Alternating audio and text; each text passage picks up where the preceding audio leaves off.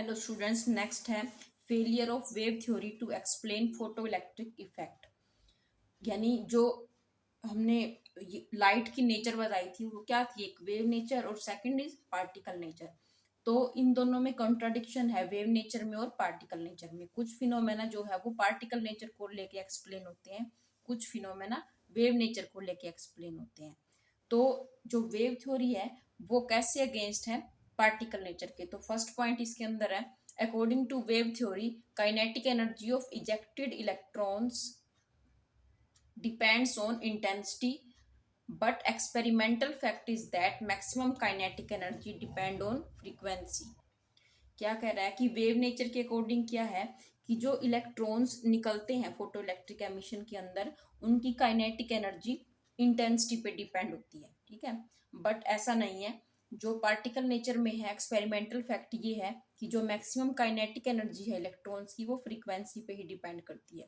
Photons की जो energy होती है वो क्या होती है, E equal to h nu, यानी उसमें जो भी एनर्जी क्या है फ्रीक्वेंसी पे डिपेंड करती है।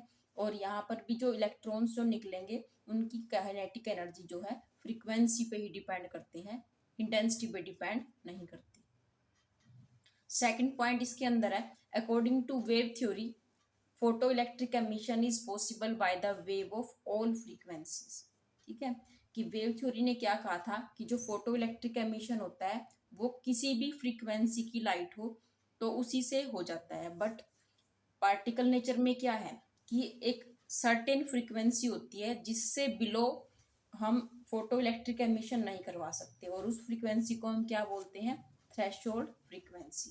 ठीक है, it is against experimental fact that no photoelectric emission is possible below a certain frequency called threshold frequency।